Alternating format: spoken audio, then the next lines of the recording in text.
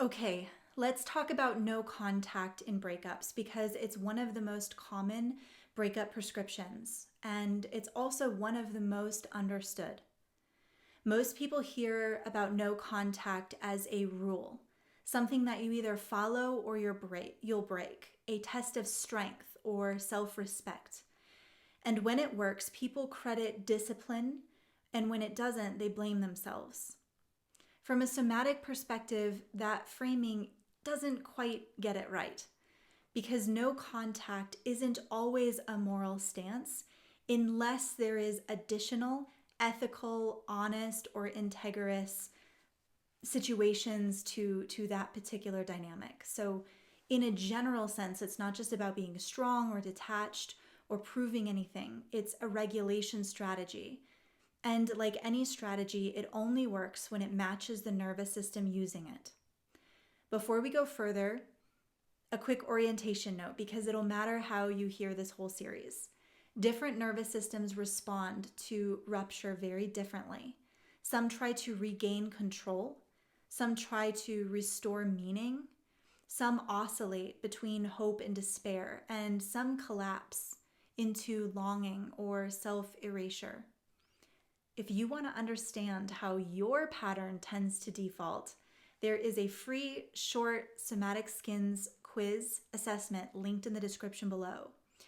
It will show you which pattern you tend to default to. It's not advice or a limiting label, it's orientation, so that you can see and use what we're talking about here instead of forcing yourself into a strategy that doesn't fit you. Now, here's the core misunderstanding around no contact.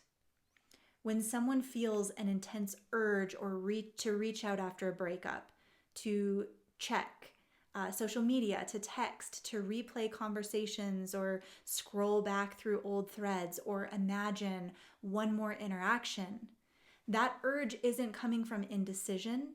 It's coming from a nervous system that lost a stabilizing relationship and is trying to reestablish regulation on its own. The body learned how to settle, orient, and anticipate connection with this person being present. And so without that input, the system experiences dysregulation. Reaching out will feel like temporary relief. Think of it like a dopamine band-aid, because at a physiological level, it is relief, even if it's temporary, and even if the relationship itself was painful. No contact works really well when it interrupts that loop, and the nervous system has other ways to regulate. It backfires when it removes the familiar regulation without replacing it. This is why some people feel clearer and steadier within days of no contact, and then others spiral harder the longer they maintain it. The difference isn't willpower, it's capacity. For some nervous systems, removing contact reduces stimulation enough that the system can reorganize on its own. The space allows sensation to settle, attention to come back inward, and new rhythms to form. In those cases, no contact genuinely supports healing. For other systems, and especially those that relied heavily on that relationship as an emotional containment or identity stability, no contact creates a larger vacuum. The system doesn't reorganize, it panics. Thoughts loop, sensation intensifies, the urge to reach out becomes obsessive. Not because that person is meant to be, but because the body is searching for regulation it no longer knows how to generate. This is where no contact quietly turns into self-punishment. People will white knuckle their way through it, telling themselves that they're doing the right thing while their nervous system continues to deteriorate underneath. And they'll interpret the distress as proof that they're not healed or they're not strong enough or they're not ready to move on. Or even that person meant more to them than they actually did.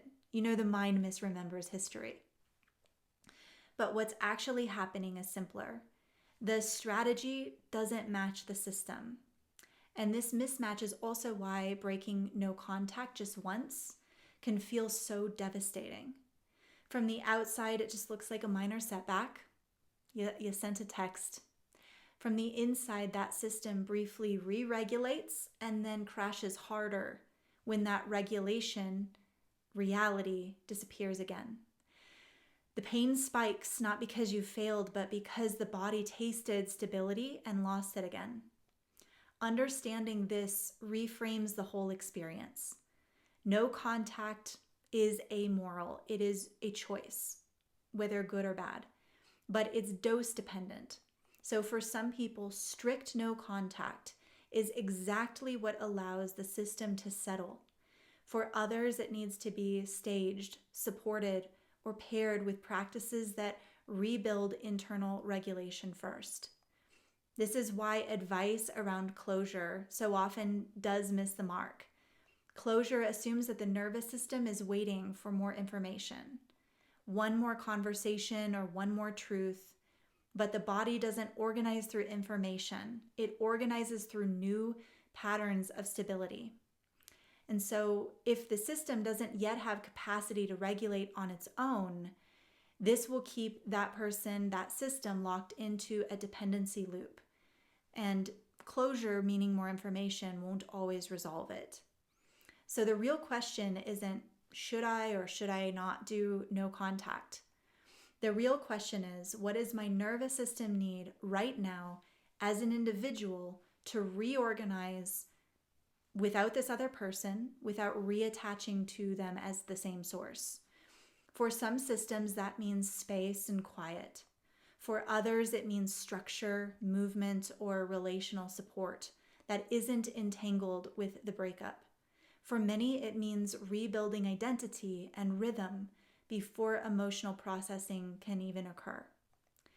This is why a one-size-fits-all breakup fails so many people, because that kind of advice, it doesn't account for nervous system differences.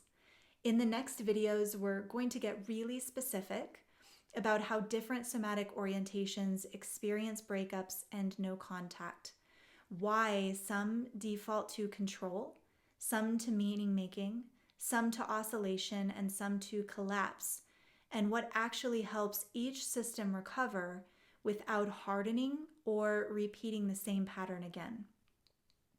If you're in the middle of no contact right now and it feels tough, that doesn't mean that you're doing it wrong. It means that your system needs more support than silence alone can provide. And if no contact has brought you relief, that doesn't mean it's the only path forward. It means that it matched your capacity at the moment.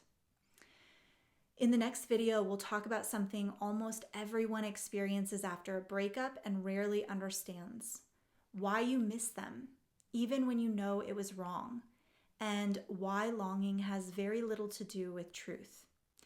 Thanks for joining me this far. If you enjoyed this video, please do consider liking and subscribing. It helps the channel out a lot. And if you already know that you want to be a part of this world, training applied somatics, either because you're a professional or because you're looking for your own growth, consider joining us for a season in the Prestige. See you next time.